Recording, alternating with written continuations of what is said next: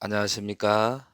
세계 성도 여러분, 성경 말씀 올바른 해설, 지난 시간에 이어서 성경 말씀 5강자, 돌아가는 인생과 영계의 실상이라는 제목을 가지고 하나님께서 바라시고 원하시는 우리의 인생의 삶이 어떻게 해야 되냐, 또한 영계의 실상은 어떻고, 우리가 돌아가는 인생, 현재 살고 있는 인생을 어떻게 살아가야 되는가, 이런 내용을 가지고 여러분께 말씀을 드리도록 하겠습니다.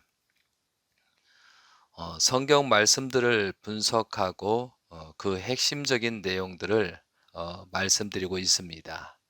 성경 말씀은 많은 부분이 상징과 비유로 되어 있습니다.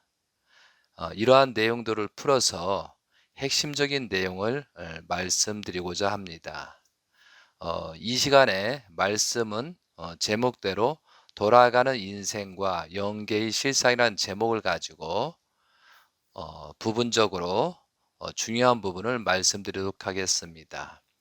첫 번째는 영계의 세계에 대해서 설명을 드리겠고, 두 번째는 사람들이 살아가는 과정이 3단계의 생활이 있습니다. 이 3단계 생활에 대해서 설명을 드리도록 하겠습니다.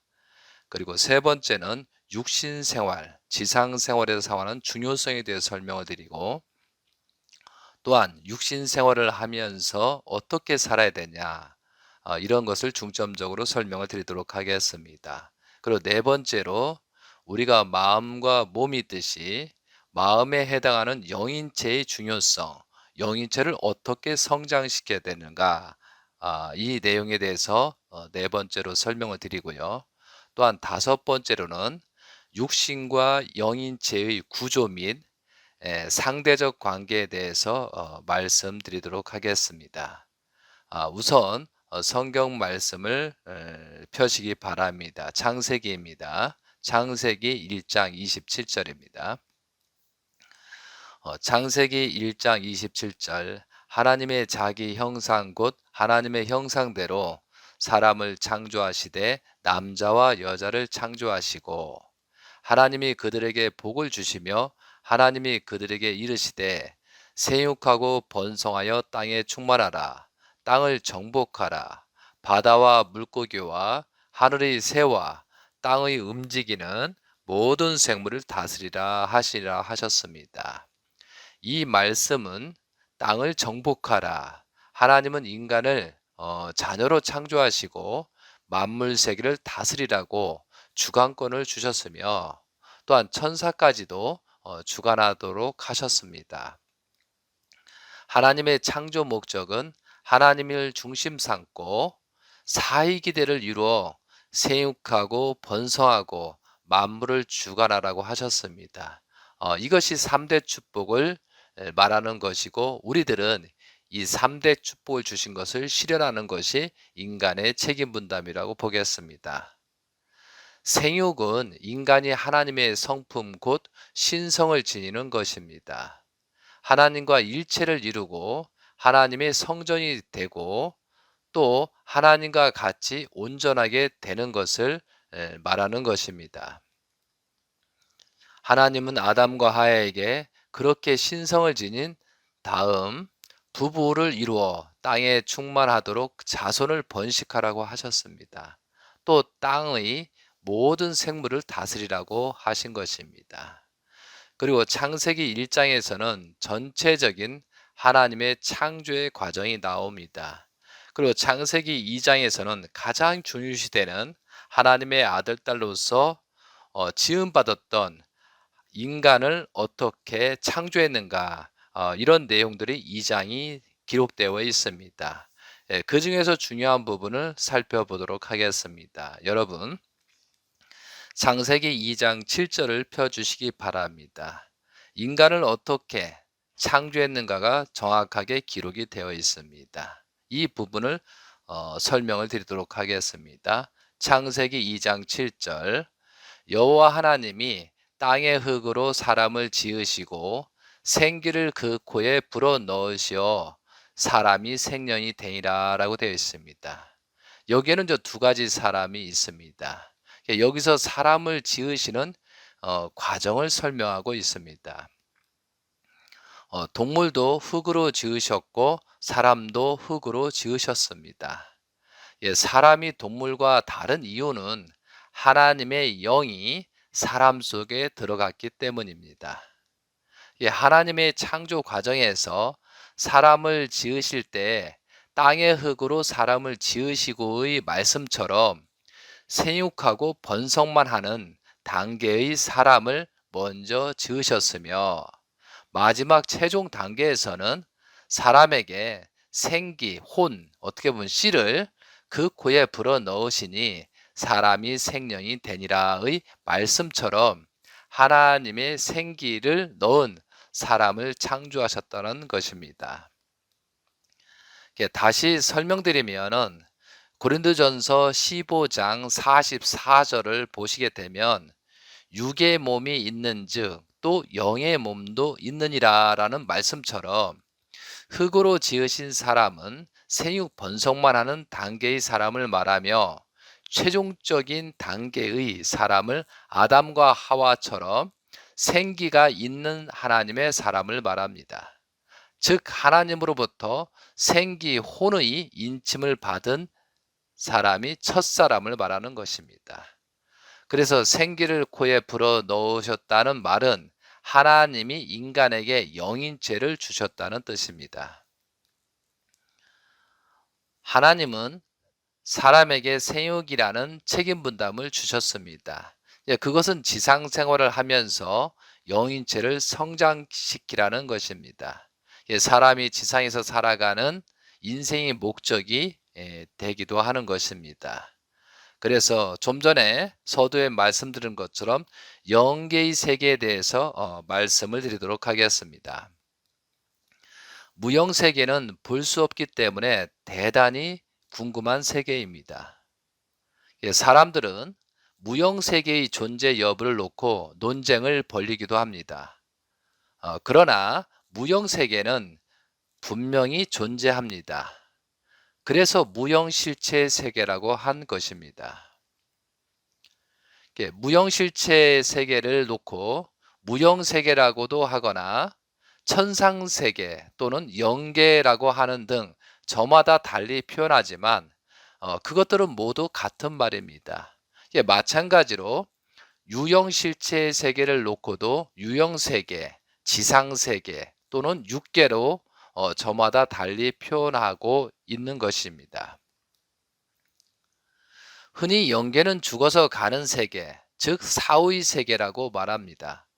그러나 영계를 사후의 세계라고 하는 것은 적절한 표현이 아닙니다. 영계는 죽어서 가는 세계가 아니라 우리가 현재 그 세계를 위해서 살고 있습니다. 그러니까 영계는 육계와 바로 연결되어 있다는 것입니다. 그러니까 육계는 보이고 영계는 보이지 않을 뿐입니다. 그러니까 영계와 육계가 따로 있는 것이 아니라는 사실입니다. 한 가지 예를 들어서 손을 바로 놓았을 때 손등만 보입니다. 그렇다면 손등만 있는 것이 아니라 보이지 않았던 손바닥도 있다는 것입니다. 그러니까 손등과 손바닥이 같이 있는 것입니다. 손등과 손바닥 둘을 합해서 손이라고 합니다. 마찬가지로 피조 세계에는 보이는 육계가 있고 보이지 않는 영계가 있는데 그 두 세계는 하나입니다. 두 세계를 합쳐서 천주라고 하는 것입니다. 영계는 존재하지만 육안으로 볼 수 없기 때문에 그 세계를 없다고 부정하는 사람이 많습니다. 진리라면 있는 것을 있다고 하고 없는 것은 없다고 해야 합니다. 육안으로 보이지 않지만 영계는 분명히 존재하기 때문에 영계가 있다는 것이 진리입니다. 하나님을 닮은 인간은 본으로 해서 지어놓은 유형실체 세계와 무형실체 세계의 두 세계를 구분되지만 그것은 하나입니다. 인간이 구조적으로는 마음과 몸으로 구분되지만 하나인 것과 마찬가지입니다. 유형실체 세계와 무형실체 세계도 두 세계로 구분되지만 실제로는 둘이 아니라 하나라는 것입니다. 그 무형실체 세계와 유형실체를 묶어서 천주라고 말하는 것입니다. 영계와 육계의 관계성을 볼 때 영계는 무한한 세계이고 지상계는 유한한 세계입니다. 영계는 영원성을 가졌고 지상세계는 순간에 불과하다는 것입니다. 우리가 지상세계에서 100년을 산다면 100년은 영원한 세계인 영계에 비해 수억 분의 수십만 번의 관계 속에서 아주 작은 1초에 불과하다고 볼 수가 있습니다. 왜? 영계는 무한하기 때문에 지상에서 삶은 1초 같은 그런 삶이 된다고 보겠습니다.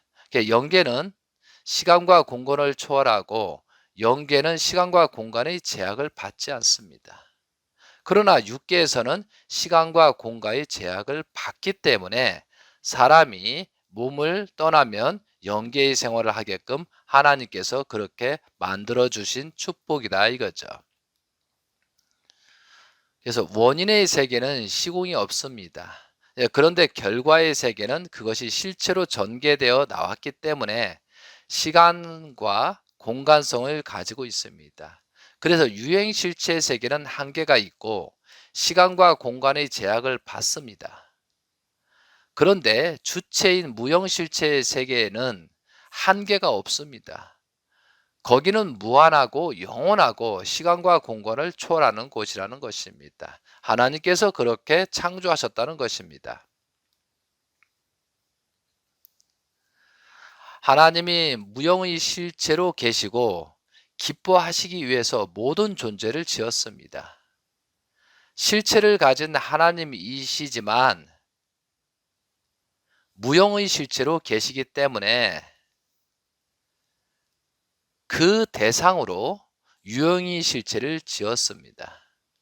그런데 육신이라는 실체는 한계성을 갖기 때문에 영혼성을 지닌 영인체를 인간에게 부여했습니다. 인간에게 영혼성을 주신 것입니다. 그래서 육신은 지상에서 영인체 하나를 완성시켜 놓고 흙으로 돌아가는 것입니다. 하나님이 그렇게 지었기 때문에 지상에서 하나님을 모시고 하나님께 기쁨을 돌리며 그렇게 산 사람은 영계에 가서도 영원토록 하나님의 사랑을 받고 하나님께 기쁨과 미를 돌리는 효자와 효녀로 사는 것입니다. 그 세계가 지상천국이고 천상천국입니다. 천국이라는 세계가 따로 있는 것이 아닙니다. 히브리서 8장 5절에 그들이 섬기는 것은 하늘에 있는 것의 모형과 그림자라. 모세가 장막을 지으려 할 때에 지시하심을 얻음과 같으니 이르시되 삶과 모든 것은 산에서 내게 보이던 본을 따라 지으라 하셨느니라 라고 했습니다. 하늘에 있는 모형과 그림자가 이 세상이라고 말하는 것입니다. 그러니까 무형실체 세계도 보이지는 않지만 실체가 있다는 사실입니다. 자, 그러면 두 번째로 인간은 누구나 3단계의 생활을 하게 됩니다. 이에 대해서 구체적으로 설명을 드리도록 하겠습니다. 인간은 왜 3단계의 생활을 해야 되느냐? 이 내용입니다. 인간은 모태에서 태어나서 지상 생활을 합니다. 그리고 영계에 가서 영생하는 것입니다. 하나님의 창조는 3단계로 되었고 3단계로 완성합니다. 그럼 첫 번째 모태 생활에 대해서 말씀드리겠습니다. 이 부분은 참으로 중요한 내용입니다. 아버지와 어머님이 사랑에 의해서 자녀가 생깁니다. 하나님이 아버지 생명의 씨가 어머니 난자와 만나서 성장합니다. 태아는 10달 동안의 복중에서 지상 생활을 준비합니다. 태아가 지상에 나와서 살 수 있도록 복중에서 모든 기능을 갖추고 완성하는 것입니다. 그 기간이 10달입니다. 그 기간 동안 태아는 태반을 통하여 모체로부터 영양분을 공급받고 노폐물을 배치로 합니다. 거기에서 태아가 주체이고 태반은 대상이 되는 것입니다. 뱃속의 태아는 양수라는 물속에서 성장합니다. 양수가 부족하면 아기는 살 길이 없는 것입니다. 복중에 있는 아기는 물속에서 완성됩니다. 태내의 생활은 수중 생활입니다. 태아는 수중 생활에서 9개월, 정확하게는 266일 동안 지상 생활을 준비하는 것입니다. 참고로 말씀드리겠습니다. 우리의 인생, 우리의 신체 구조와 정자, 난자에 대해 설명을 하겠습니다. 정자는 23개, 난자는 23개, 그래서 46개의 염색체로 됐을 때 하나님이 바라시고 원하시는 사람이 되는 것입니다. 그런데 우리들이 이런 내용들을 알고 자녀를 어떻게 낳을 것인가 한번 고민할 부분입니다. 정자는 정자세포 성장 기간이 약 72일에서 74일이 걸립니다. 그리고 이 정자가 난자를 수정할 수 있는 능력을, 이제 꼬리형이죠. 꼬리를 만드는 것이 2에서 3주 정도 필요하다고 합니다. 그래서 이걸 합치면은 평균 성장 기간이 73일이고 또한 수정할 수 있는 능력을 기르는 것이 17일입니다. 그럼 정확하게 90일 정도가 됩니다. 90일 동안 정자를 형성하고 만든다는 것이죠. 그런데 한 번 정자가 나온 숫자는 보통 2억 개 정도라고 합니다. 그중 약 100만 개가 살아서 난자가 있는 곳까지 도착하게 되며 사출된 정자는 보통 2에서 3일 정도 살아간다고 합니다. 그래서 인심 주기를 잘 맞춰야 된다는 거죠. 그리고 난자는 여성은 태어나면서, 난자에 대해서 설명합니다. 여성은 태어나면서 몸속에 2만 개 정도의 난자를 지니고 있는데 성장하면서 차츰 숫자가 줄어듭니다. 그중 평생에 걸쳐 배란되는 난자는 약 500개 정도라고 합니다. 양쪽 난소에서는 약 28일 정도 주기로 번갈아 한 개의 난자를 성수시켜 내보냅니다. 그래서 난자는 나팔관에서 18시간에서 24시간 정도 생존합니다. 이때 정자를 만나지 못하면 시들어서 자궁 내막과 함께 월경으로 배출되는 것입니다. 우리들은 자녀를 낳기 위해서 정성을 들입니다. 그런데 난자는 최소한, 남자 있지 않으세요? 남자가 정자를 생산하는 과정이 90일이고 여자가 두 군데 나팔관을 통해서 두 군데가 이제 번갈아 가면서 월경으로 생략합니다. 그러면 28일을 두 개로 합치면은 56일이거든요.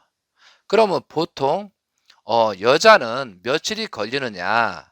남자는 90일이고 여자는 며칠이라고 그랬어요? 약 시간이 많이 걸립니다. 그래서 정상적인 활동은 정확하게 56일이 걸립니다. 그래서 그러면 90일 전에 정자가 생기기 시작해서 정자가 만들어서 사랑을 통해서 들어가는 기간이 90일이라거든요. 그럼 최소한 120일 전부터 정성을 들인 그런 조건이 필요하다는 거죠. 그리고 여자는 100일 정도는 최소한 몸과 마음을 관리해서 정성의 조건을 세워야 된다는 거죠. 그래서 우리가 임신하고 나서 정성은 100% 중에 10% 정도밖에 안 된다는 겁니다. 그러니까 임신하기 전에 정성이 더욱 중요하다는 거죠. 그러니까 최소한 남자나 여자나 120일에서 100일 정도는 어떤 정성을 들이고 조건을 세우고 몸과 마음을 관리해야 정상적인 자녀를 낳을 수 있다는 것이죠. 근데 우리들이 이런 상식적인 내용, 실질적인 내용을 모르다 보니까 아무 때나 막 낳다 보니까 여러 가지 문제가 많이 나오고 있다는 거죠. 그래서 임신하기 전에 정성이 더욱 중요하다는 것입니다. 낳고 나면 되돌릴 수 없는 것이잖아요. 자녀를 낳을 때와 우리들이 자녀를 낳을 때와 부부 사랑을 할 때는 구분을 하는 것이 바람직합니다. 부부의 어? 자녀를 낳기 위한 부부 사랑을 할 때하고 이런 때는 뭐 술을 마시기도 합니다. 그렇지만 자녀를 낳을 때는 절대 술을 먹으면 안 되겠습니다. 어떤 과학자가 실험을 했는데 술을 먹고 난 정자를 보니까 정자가 술에 취해 가지고 취한 상태로 움직인다는 거죠. 그러면 부부가 사랑을 할 때 남자나 여자나 술을 먹으면은 정자나 난자나 술이 취한다는 거죠. 이게 취한 상태에서 정자, 난자가 만나면 그 제가 솔직히 말씀드리면 그 정자, 난자가 만나는 순간 술 취한 상태로 만났으니까 그 아이가 태어나면은 정상적으로 정신이 온전할까 참 염려스럽습니다. 근데 과학적으로는 이런 근거를 잡을 수 없지만 우리가 상식적으로 생각했었을 때 그 전자, 난자를 온전하게 해서 놔야 된다는 거죠. 그래서 부부의 생활이나 사랑이나 또한 자녀를 낳는 것은 조금 조심해서 하실 필요가 있다는 거죠. 이게 부부 사랑에서 정자, 난자가 만나는 순간 남자가 어떠한 생각을 하고 정자를 내보내는가 그 생각이 아기의 인생의 목적이 되고 인생을 살아가는 가치관이 된다고 합니다. 이건 과학자들이 사실이라고 밝혔습니다.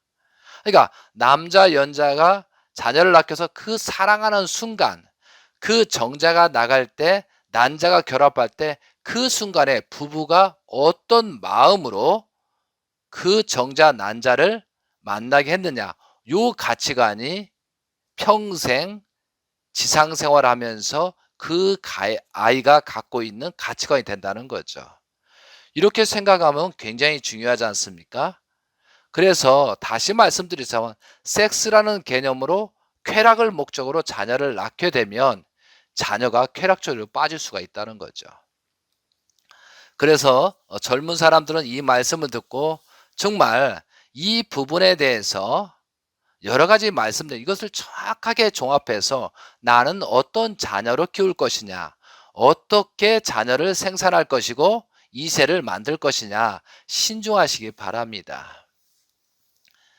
지금 세대는 자녀를 생산하는데 정성이 부족한 것이 많이 느낍니다.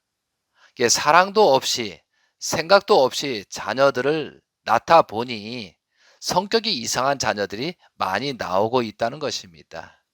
모든 책임은 부모가 어떠한 가치관의 의식을 가지고 자녀를 낳느냐에 따라서 자녀의 인생이 달라지는 사실이죠. 그렇기 때문에 이것을 모르고 낳기 때문에 문제가 많이 된다는 거죠. 그냥 부부가 결혼해서 낳는다. 이렇게 동물적으로 단순하게 생각해서는 안 된다는 거죠. 하나의 인생을 탄생하고 그 사람의 운명, 내 아이의 운명을 결정짓는 그런 인태거든요. 새로운 인생을 출발하는 거. 그러니까 뭐 임신해서 관리를 잘하 그거보다도 임신하기 전에 정자 난자가 만나기 전에 그런 깊은 생각에 있어서 내 자녀가 온전하게 하나님의 아들 딸로서 태어날 수 있게끔 그런 정성의 조건이 생기고 또한 그런 정성의 조건을 토로해서 자녀를 낳아야 된다는 거죠. 여러분도 이제 동영상으로 많이 보셨겠지만 정자 난자가 만나 수정하는 순간 엄청난 빛이 발생합니다. 예, 여러분의 유튜브 보시면 그 정자 난자가 결합하는 그 과정들이 유튜브에 많이 있잖아요. 그때 정자 난자가 만나는 수정하는 그 순간에 엄청난 빛이 나옵니다. 이때부터 영인체의 성장이 시작하는 것입니다. 이 순간에 창조의 빛이 나는 것입니다. 그래서 하나님께서 창조의 시작을 빛으로 시작하신 것처럼 정자, 난자 수정할 때 그 빛으로 태어나는 것입니다. 그래서 우리가 성경 말씀을 가지고 그런 말씀들을 우리가 어떻게 실천신앙을 할 것이냐. 그 오묘한 성경 말씀을 중심으로 하고 우리가 어떻게 이해하고 어떻게 해석해서 우리 삶에 적용을 시켜서 하나님의 아들, 딸로 살아갈 것이냐. 여기에 관심이 있어야 된다는 거죠. 뭐 은혜, 충족 그것보다도 우리가 실상적으로 우리가 인간이 하나님의 아들, 딸을 어떻게 살아갈 것인가 여기에 초점을 주시고 성경을 알아가는 여러분이 되셨으면 좋겠습니다. 자, 둘째로 지상 생활의 중요성에 대해서 말씀드리겠습니다. 태아가 완성되면 양수가 먼저 터집니다. 그리고 양수가 터지면 아기가 나옵니다. 아기가 태어나는 과정도 하나님이 지으신 설계도와 원리를 따른 것입니다. 아기가 뱃속에서 나오면서 지상 생활이 시작되는 것입니다. 아기는 정자와 난자가 수정되는 순간부터 육신과 영인체를 지닙니다. 육신이 생기는 그 순간에 영인체도 같이 형성되어 출발하는 것입니다. 육신에는 육심이 있고 영인체에는 생심이 있는데 육심과 생심의 수수작용으로 육신과 영인체는 성장합니다. 인간이 육신을 지니고 지상에서 생활하는 기간은 약 100년으로 잡는다면 공기 환경에서 이루어지는 지상 생활 약 100년은 영계 생활의 준비 기간입니다. 어머니 뱃속에서 10개월 동안 그 기간은 육신을 생활하는 준비처럼 우리가 지상에서 생활하는 것은 영계를 준비하는 어떤 절차의 과정이라고 보면 정확하게 느낄 수가 있습니다. 그 기간 동안에 아기로 태어나서 부모의 슬하에서 사춘기를 걸치면서 개성을 완성하고 결혼하여 완성하게 되는 것입니다. 영계가 사랑의 세계이기 때문에 지상에서 참사랑을 완성하고 4대 심정권을 완성해야 하는 것입니다. 개성 완성은 절대성을 지키는 것입니다. 함축해서 말하면 절대성을 지켜서 완성했을 때 비로소 인간은 개성을 완성하는 것입니다. 사람은 먼저 인격을 완성해야 합니다. 그것이 인간 책임 분담으로 완성하는 것입니다. 그 다음에는 남자와 여자가 만나 결혼하는 것입니다. 반쪽이 또 하나의 반쪽을 만나 온전해지기 위해서 하나님의 참사랑을 완성시키고 하나님의 사랑을 해방해 드리기 위해서 결혼하는 것이요. 하나님의 자녀를 번식하기 위해서 결혼하는 것입니다. 하늘에 계신 아버지가 온전한 것처럼 온전하기 위해서 결혼하는 것입니다. 결국 하나님을 닮기 위해서 결혼하는 것입니다. 창세기 1장 27절에 보면 하나님이 인간을 어떻게 창조해냈는가 그런 내용이 나옵니다. 하나님의 자기 형상대로 곧 하나님의 형상대로 사람을 창조하시되 남자와 여자를 창조하시로라고 말씀하셨습니다. 하나님이 바라시고 원하시는 온전한 하나님은 하나님의 형상은 무엇이냐? 남자와 여자가 하나 되었을 때를 말하는 것입니다. 그러므로 혼자서는 절대로 하나님을 닮을 수 없습니다. 하늘에 계신 아버지 같이 온전한 영이체를 가지고 돌아가야 하는데 그것이 바로 두 사람이 하나 되는 것입니다. 남자가 온전한 영인체가 되어 영계로 들어가려면 여자를 통할 수밖에 없습니다.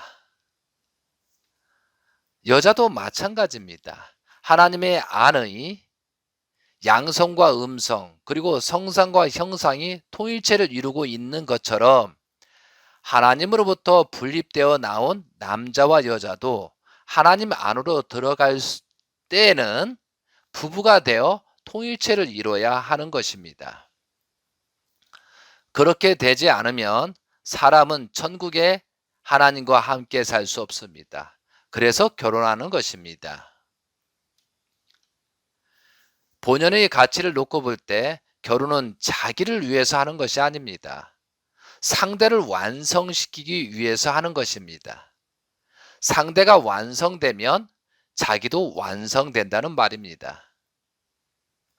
자기가 완성되겠다는 생각으로 상대를 만나면 상대가 그 자리에서 서주지 않는 것입니다. 자기 중심적으로 결혼해서는 안 된다는 거죠. 상대가 없으면 자기도 완성이 안 되고 상대도 완성이 안 됩니다. 상대를 위해서 내가 결혼한다. 상대를 완성시키려고 내가 그 자리에 섰다라는 생각으로 상대를 대해야 합니다. 그러면 상대도 완성하고 나도 그 자리에 서는 것입니다. 지상생활 100년은 육신을 쓰고 영인체를 완성하는 그 기간입니다. 복중에서 태반을 통해 아기가 완성해 나오는 것처럼 지상생활은 참사랑과 4대 심정권을 완성하여 하나님 안으로 돌아가기 위한 영계 생활의 준비 기간입니다. 완성하려면 성장 기간에 완숙의 자리로 가야 합니다. 완성 속에는 완숙이라는 말이 들어 있습니다. 자, 셋째로 영계 생활에 대해서 말씀드리겠습니다. 지상에서 참사랑과 4대 심정권을 완성한 그 다음에 육신을 벗고 영계에 가면 그 영인체는 영생을 얻게 됩니다. 그래서 제가 오늘 말씀의 제목에 돌아가는 인생과 영계의 실상이로 했던 겁니다. 그 세계는 사랑의 세계입니다. 영계에 가서도 사랑 속에서 사는 것입니다. 무섭고 그런 것이 아니라는 것이죠. 완전한 모습이 되어 영계로 갈 때 치르는 의식을 장례식이라고 하지 않고 성화 예식이라고 합니다. 장례식과 성화 예식에는 차이점이 좀 있습니다. 산자가 산자를 생명의 주인에게 보내는 의식이 성화 예식이고요.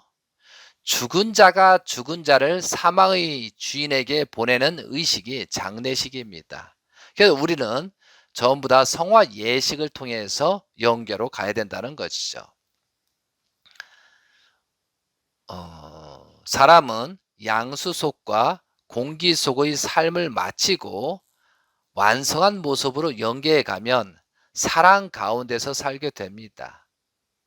사람은 수중 생활, 그 다음에 어머니 뱃속에서 생활합니다. 그리고 지상에서 나와서 사랑을 기죠. 사랑으로 생기잖아요. 그리고 사랑으로 성장하고 사랑을 완성해서 사랑의 세계로 돌아가는 것이 우리의 인생길이라는 것입니다. 인간이 태어난 목적은 잘 죽기 위해서입니다. 태어났다고 하는 것은 죽음을 전제한다는 의미입니다. 죽지 않는 사람은 아무도 없습니다. 그런데 어느 누구를 막론하고 태어났다가 죽음을 전제한다고 생각하는 사람이 없다는 것이 문제입니다. 죽는다는 것은 굉장히 좋은 것인데 그걸 두려워하고 있다는 것이죠.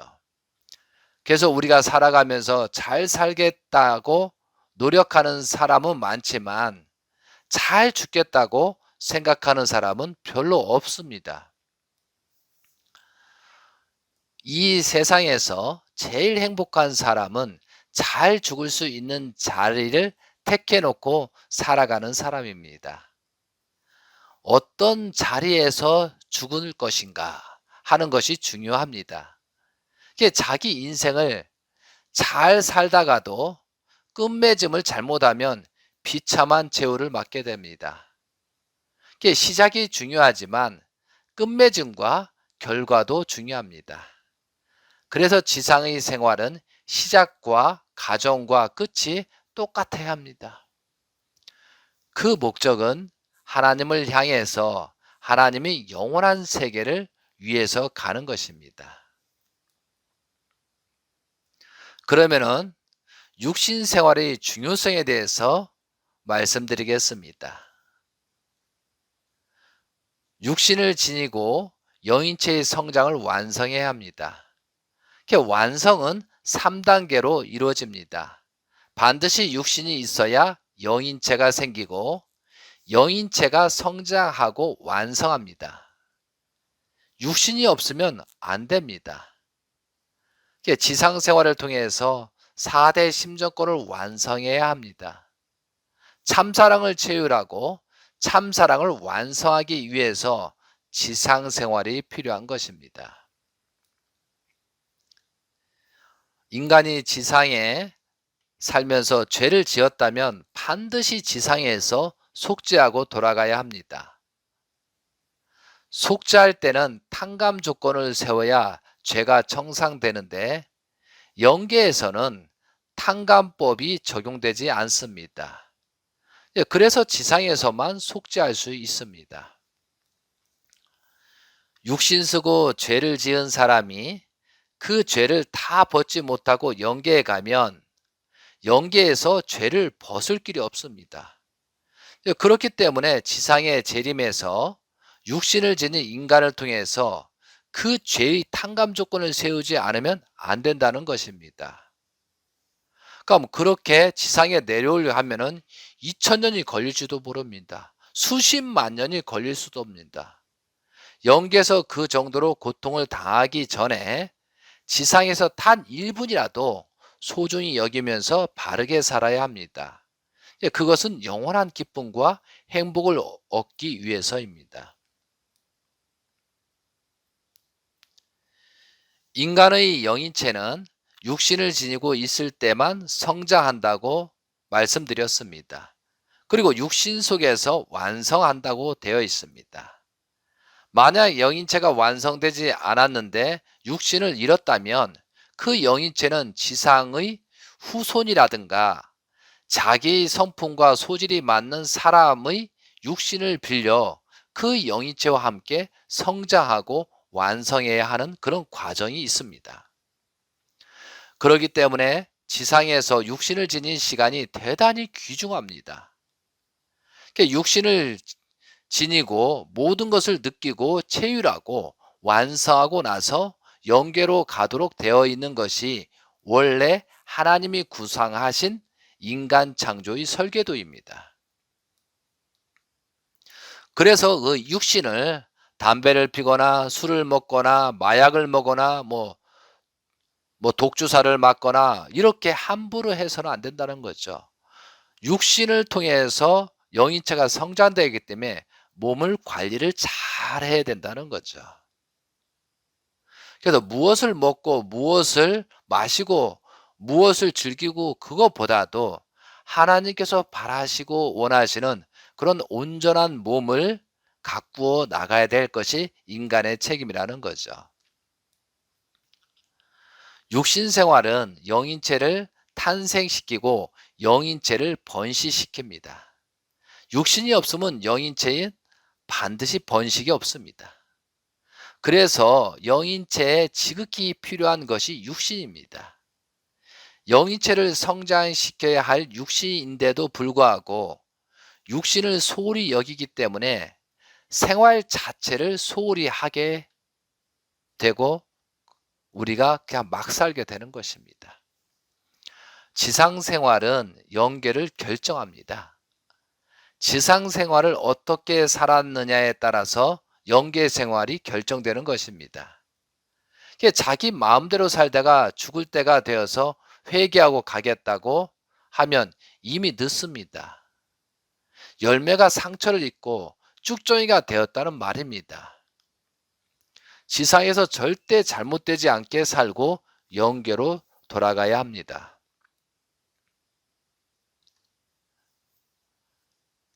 육신을 지니고 선한 생활을 하면 영인체의 선화가 이루어져 천국에 가고 악한 생활을 하면 영인체의 악화가 이루어져서 지옥으로 가게 됩니다.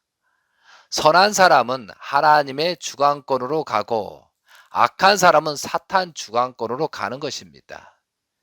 온전히 하나님을 닮은 인간이 되었을 때 비로소 천국의 주인이 될 수 있습니다. 그래서 인간은 원래대로 선하게 살아야 합니다. 영계가 있기 때문에 인간은 원리대로 선하게 살아야 하는 것입니다. 하나님을 부모로 모시고 누가 뭐라고 하든 자기 본심에 따라서 양심의 소리를 듣고 살아야 합니다. 영계가 있기 때문에 하나님이 인간에게 양심을 주었습니다. 그 양심은 하나님을 대신한 것입니다.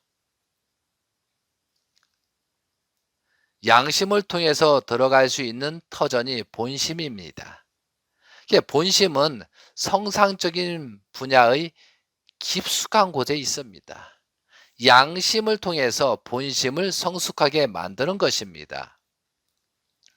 그런데 양심은 누구의 말도 듣지 않습니다. 어떤 말도 듣지 않습니다. 지극히 독자적이고 지극히 중심의 자리에 있는 것이 양심입니다. 양심은 하나님이 우리에게 주신 귀한 속성입니다. 양심은 하나님보다 앞서 있고 부모보다도 앞서 있고 스승보다도 앞서 있습니다. 부모는 나를 지킬 수가 없습니다. 그렇지만 자기 속에 있는 양심은 밤이나 낮이나 자기를 지키고 있습니다. 스승은 언제나 나와 함께 할 수 없지만 내가 나쁜 짓을 하면 양심은 그렇게 살면 안 된다 하면서 내 안에서 참 스승의 노릇을 합니다. 나는 언제나 올바르게 기르는 부모는 나를 기르는 부모들이 있잖아요. 부모는 나와 영원히 함께 할 수 없지만 이 양심은 부모보다 더 오랫동안 심혈을 기울여 나를 지도하면서 선한 영인체를 만들도록 노력합니다. 영인체는 지상에 살면서 만드는 인간 최고의 걸작품입니다. 어떤 작가가 자기의 일생을 투입해서 작품 하나를 만들어 놓고 죽었다면 그 작품은 그 사람의 인생을 대표하는 것이기 때문에 가치가 있습니다. 우리는 그 어떤 작품보다도 기완 영인체 하나를 완성시켜 놓고 가야 합니다. 어떤 작품보다도 영인체를 생명력이 있는 그 영인체를 만들어야 된다는 것입니다. 예, 그것은 사람에게 무엇보다도 귀중한 생명력이 있기 때문입니다. 귀중한 생명력을 지닌 작가로서 이 세상에서 영인체라는 작품 하나를 완성시켜 놓고 돌아가야 하는 것이 우리의 인생길입니다. 육신을 중심하고 영인체가 번식하고 탄생합니다. 그래서 지상생활은 영계를 결정합니다. 누가 다른 사람이나 누가 지옥이나 천국을 보내는 것이 아닙니다. 지상생활 그 자체가 영계를 결정합니다. 예수 믿고 천국 가는 것이 아닙니다. 그 말씀을 내가 실천해야 합니다. 예수를 믿는 목적은 내가 예수 같은 사람이 되기 위해서입니다. 믿기만 하면 천국 가는 것이 아니라는 것이죠. 그걸 실천해야 된다는 것입니다. 우리가 참되게 살아야 하고 보람되고 가치 있게 살아야 하는 이유는 영계가 있기 때문입니다. 그러니까 사탄들은 영계를 부정하고 마음대로 살려고 하는 것입니다. 인간 완성은 심정 완성, 절대성 완성 두 가지입니다. 여기서부터 참사랑, 참생명, 참혈통이 전수되고 상속됩니다. 영인체의 완성은 바로 인간의 완성입니다. 그래서 육신 생활을 통해서 영인체 하나를 완성하는 것이 인간이 이 세상에 태어나서 살아가는 목적입니다. 목적을 달성하면 육신은 흙으로 돌아가고 영인체가 영계에 가서 영생하는 것입니다. 인간은 지상에서 영인체를 완성하기 위해서 살아갑니다. 아무도 모르게 행동하더라도 그 영인체는 그걸 알고 있다는 거죠. 그래서 육신이 잘못하면 영인체는 슬퍼하고 그 마음이 슬픈 것입니다. 육신에서 영인체로 가는 요소가 생명 요소인데 하나님께서 주시는 원리와 말씀을 육신을 통해서 생활화하면 인격의 요소가 생명 요소입니다. 늙어서 죽을 날이 가까이 오더라도 죽는 순간까지는 육신을 통해서 영인체를 성장 완성시켜야 합니다. 그래서 육신 생활이 중요합니다. 영인체를 완성시킨다고 그런 말들은 즉 사랑의 완숙, 심정의 완숙을 말합니다. 완숙하기 위해서 죽을 때까지 사랑의 생활을 실천하고 느끼면서 살지 않으면 안 되는 것입니다. 인간의 완성의 최종 목적은 4대 심정권의 완성입니다. 4대 심정권의 완성은 절대성 위에서 세워집니다. 그래서 일부일처제라고 말하는 것입니다. 아무리 심정이 완성의 길을 가더라도 절대성을 지키지 않고 타락해버리면 그 순간에 끝납니다. 그 다음부터는 절망입니다. 희망이 없어지고 자기 속에서 생소가 솟아나지 않습니다. 그러니까 기쁨이 넘치지 않는 거죠. 그래서 우리가 부부관계에서 외도하거나 해서는 안 된다는 것이죠. 영인체의 성장에 큰 문제가 생긴다는 거죠.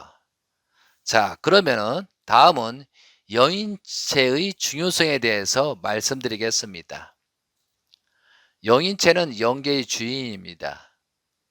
육신을 지니고 지상에서 사는 동안 영인체가 영계에 가서 주인이 될 수 있는 자격을 갖춰야 합니다. 영계는 사랑의 세계이고 심정의 세계입니다. 그 세계의 주인이 되기 위해서는 영인체가 사랑을 완성하고 심정을 완숙해야 합니다. 그렇지 않으면 주인이 될 수 없습니다. 또 영인체는 육신의 주체입니다. 그리고 하나님과 영교합니다. 영교는 영적인 교제를 말하는데 여기에서는 하나님을 모시고 사는 것을 뜻합니다. 하나님과 영교는 영인체가 있기 때문에 가능합니다. 하나님과 영교는 영인체 속에 있는 생심이 심정을 통해서 연결되는 것입니다. 영인체는 하나님과 영교하는 가장 중요한 부분입니다. 그래서 하나님이 영원한 듯이 영인체도 영생하는 것입니다. 영인체는 육신과 모양이 동일합니다. 육신은 흙으로 돌아가지만 영인체는 육신을 통해서 생기고 육신을 통해서 완성합니다. 육신을 지니고 있을 때 어떻게 살았느냐에 따라서 영인체는 아름다워지기도 하고 추한 모습이 되기도 합니다. 잘못된 생각을 하면서 산 사람은 영인체가 흉측하게 생긴다는 것입니다. 몸은 똑같은 사람인데 얼굴 자체가 아주 흉측한 모습이 되어버립니다. 반면에 지상에서 볼 때는 형편없는 모습으로 세상 사람들에게 못생겼다고 손가락질 받는 사람도 하나님 말씀을 따라서 영인체가 완성되면 영계에서는 지극히 아름답고 지극히 거룩하게 보입니다. 지상에서 어떻게 살았느냐에 따라서 영인체가 달라지는 것입니다. 영인체 속에는 지상에서 어떻게 살았는지 그의 일생이 자동적으로 기록되어 있습니다. 살아가면서 생각하는 모든 것까지 기록됩니다. 생각뿐만이 아니라 말하는 것도 한치 오차 없이 기록이 됩니다. 그래서 우리는 항상 조심해야 합니다. 말을 조심해야 됩니다. 말에는 씨가 있다고 했습니다. 말에는 생명이 있고 살아있다는 말입니다. 한번 말한 것을 지울 수가 없습니다. 그래서 조심하고 조심해서 말해야 됩니다. 여러분이 무슨 말을 하든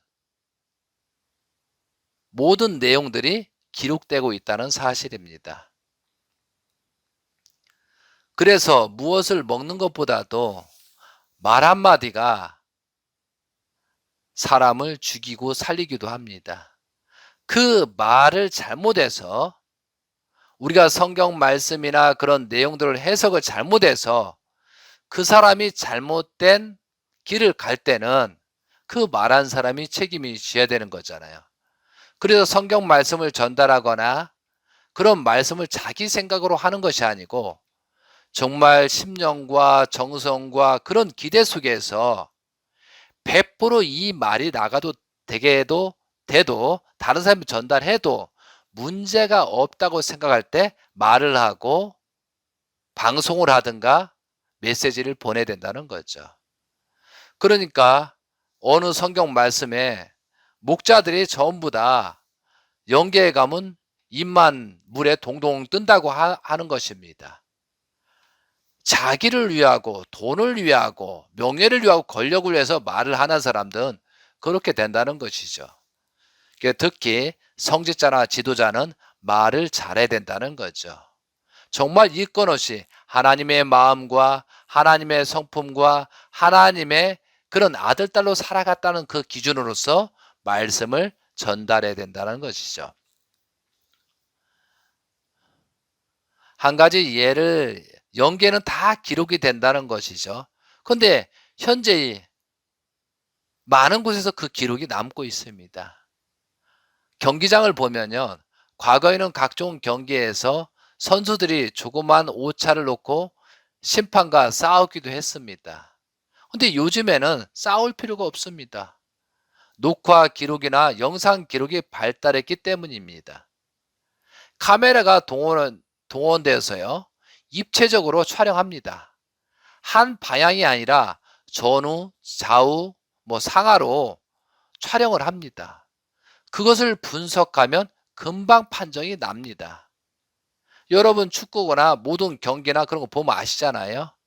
전부 다 영상으로 다시 문제를 제기하면 체크를 하잖아요. 그리고 또한 느린 동작으로 보면 쉽게 또 우열을 가릴 수가 있습니다. 만일 어떤 사람이 경기에 영향을 주는 말을 했다면 그것까지도 기록됩니다. 이와 마찬가지로 아무도 모르게 혼자 생각한 것도 영인체가 기록됩니다. 그래서 모든 것이, 우리가 지금 지상에서 살고 있는 모든 것이 영계에 기록되고 그 기록된 내용을 가지고 천국 가고 지옥 가고 결정되는 것이다 이거죠. 그러니까 우리가 인생에 살면서 한 시간 한 초라도 귀중히 소중히 여기고, 또한 다른 사람을 만나거나 이웃을 만나거나 정말 위해서 살아가는 그런 마음으로 살아가야 영계의 기록이 좋아진다는 것이죠. 자, 여러분 그렇게 살아주셨으면 감사하겠습니다. 자, 마지막으로 학식적으로 설명을 좀 드리겠습니다. 영인체가 있냐, 영계가 있느냐, 이게 추상적인 게 아니고 정확하게 설명을 드리겠습니다. 그래서 육신과 영인체의 구조 및 상대적인 관계는 어떻게 되었는가 논리적으로 말씀드리겠습니다. 이 말은 여러분이 듣고 여러 번 생각하시고 판단을 하셨으면 좋겠습니다. 육신은 육심과 육체의 이중 구조로 되어 있는데, 육심은 육신의 마음에 해당됩니다. 육신의 마음, 동물심 같은 육신의 마음에 해당되고, 육체는 육신의 몸에 해당됩니다. 영인체도 생신과 영체의 이중 구조로 되어 있습니다. 그 중에서 생심은 영인체의 마음에 해당하고, 영체는 영인체의 몸에 해당합니다. 육신은 외부에서 무형의 공기나 빛을 통해 양적인 영양소를 받고, 유형의 음식물을 통해 음적인 영양소를 섭취하는 동시에 자체에서는 육신과 영인체가 수수작용을 하면서 성장합니다. 좀 어렵죠? 자, 영인체도 육신과 마찬가지로 외부에서 양적인 영양소와 음적인 영양소를 받고 자체에서 생신과 영체가 수수작용을 하면서 성장합니다. 그래서 생신과 영체가 수수작용을 하는 동시에 하나님으로부터 생소라는 양적인 요소를 받고, 육신으로부터 생명 요소라는 음적인 요소를 받아 성장하고 완성하는 것입니다. 그래서 이 생심을 하나님으로부터 생수를 받는다고 했으니까 이 생수를 받기 위한 정성을 들여야 됩니다. 그래서 성경을 알아야 되고 좋은 말씀을 많이 들어야 된다는 것이죠.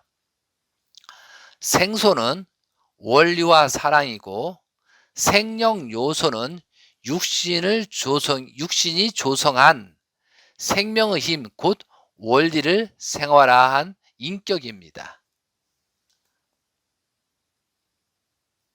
영체와 육신은 주체와 대상의 관계입니다. 영인체가 주체이고 육신은 대상의 자리에 서는 것입니다. 영인체는 육신이 주는 생명 요소를 받고 하나님으로부터 생수를 받으면서 성장하는데, 성장하면서 육신에게 다시 생명 요소를 돌려줍니다.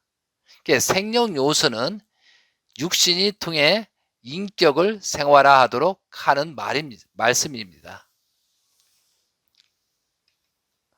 생명 요소는 양적인 요소가 되고, 생영 요소는 음적인 요소가 됩니다.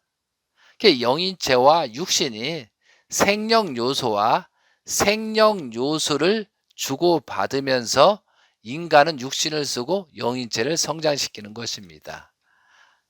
자, 이렇게 논리적으로 설명하니까 어렵죠. 그러나 이 내용을 듣고 알고 있어야 이 알므로써 내 몸과 마음이 작동한다는 것이죠. 여러분이 이 내용을 이해가 안 되시면 몇 번 들어보시고, 아, 이렇게 이해를 되는구나. 이렇게 되고 우리가 영인체를 성장하는데 이런 작용이 생기고, 생소가 무엇이고 생명요소가 무엇이고, 또한 생명요소가 무엇이고, 이런 내용을 여러분이 숙지하시면 좋겠습니다. 그래서 모든 존재의 성장과 완성은 소생기, 장성기, 완성기 3단계로 이루어집니다. 육신을 지니고 자라는 초기, 즉 소생은기의 영인체는 영영체라고 합니다. 그리고 영영체는 영영체급 영계에 갑니다. 그 다음에 장성기의 영인체는 생명체라고 합니다. 생명체가 가는 곳은 낙원입니다. 그 다음에 완성기의 영인체는 생영체가 되는 천국에 가게 되는 것입니다. 낙원과 천국이라는 개념은 확실히 알아야 합니다. 기독교에서는 주님이 계신 곳은 초막이든 궁궐이든 천국이라고 합니다. 그런 관점으로 천국을 보기 때문에 낙원과 천국은 다릅니다. 낙원은 원죄를 가지고도 갈 수 있고 미완성에도 갈 수 있고 개인적으로도 갈 수가 있습니다. 그러나 천국은 원죄가 없어야 갈 수 있고 영인체가 완성해야 갈 수 있는 곳입니다. 또 천국의 기본 단위가 가정이기 때문에 가정을 이루어야 하는 것입니다. 여러분이 이 말씀을 듣고 오히려 다른 사람을 심판의 도구로 쓰시면 안 되겠습니다. 정말 나부터 어떻게 거듭날 것인가, 거기에 초점을 두셨으면 좋겠습니다. 인간의 완성은 영인체의 완성입니다. 영인체의 완성은 하나님이 찾아올 수 있는 생심의 완성이요. 생심의 완성은 하나님의 본질적 속성인 심정의 완성입니다. 심정의 완성은 참사랑의 완성이요. 하나님의 소망이신 인격 완성입니다. 심정의 완성은 하나님이 따먹지 말라는 말씀을 지키고 절대성을 완성한 터전에서 오는 것입니다. 절대성을 지켜 참 혈통의 전수가 완성되었을 때 인간은 비로소 육신을 쓰고 생명체가 되는 것입니다. 심판에는 세 가지가 있습니다. 첫째가 말씀 심판입니다. 말씀을 불신하고 타락했기 때문에 하나님의 말씀을 듣고 믿었느냐 하는 말씀 심판이 있습니다. 둘째가 그 말씀을 실천했느냐 하는 인격 심판이 있고, 셋째가 그 말씀을 사랑했느냐 하는 심정 심판이 있습니다. 그래서 심판에는 말씀 심판, 인격 심판, 심정 심판을 가지고 있습니다. 이 세 가지가 있다는 거죠. 결국은 자기가 하는 것이 심판입니다. 자기 자신을 나중에 심판하게 된다는 거죠. 스스로 자살하고 그런 사건도 거기에 해당되는 것입니다. 사람에게는 하나님을 사랑했느냐, 인간을 사랑했느냐, 만물을 사랑했느냐, 원수까지 사랑했느냐 하는 사랑의 심판, 즉 심정의 심판이 있습니다. 위에서 말씀드렸지만 우리들은 지상에서 어떻게 살았느냐에 따라서 영계의 생활을 하게 됩니다. 그만큼 지상 생활에서 하루하루 살아가는 것이 얼마나 중요한 것인가를 생각하면서 유하여 사는 사랑을 나눠주는 삶을 살아야 하겠습니다. 이 말씀을 여러 번 반복해서 들으시고 거듭난 인생을 살아가시길 기원드리겠습니다. 우리들은 참으로 행복한 시대를 살고 있습니다. 이 행복한 세상을 불행하게 만드느냐, 비극으로 만드냐 하는 것은 나의 마음과 행동에 달려 있는 것입니다. 행복은 누가 해주는 것이 아니라 내가 먼저 만들어가고 행복을 유지하는 것입니다. 이 아름다운 세상에서 완전한 지상 생활을 하여야 합니다. 이것이 지상에서 살아야 될 인생의 목적입니다. 그래서 오늘 성경 말씀 5강좌에서 돌아가는 인생과 영계의 실상을 말씀드리게 된 것입니다. 사랑하는 세계 성도 여러분, 하나님이 바라시고 원하시는 하나님의 아들, 딸의 모습으로 살다가 영계의 세계로 돌아가서 영원한 세계에서 사는 것입니다. 이상으로 말씀을 마치겠습니다. 경청해 주셔서 대단히 감사합니다. 이 말씀을 듣고 새롭게 거듭나는 지상생활이 되시길 바랍니다. 실천하시는 여러분께 하나님의 축복이 가득 충만하시길 기원드리겠습니다. 감사합니다. 성경 말씀 5강좌를 마치도록 하겠습니다. 감사합니다.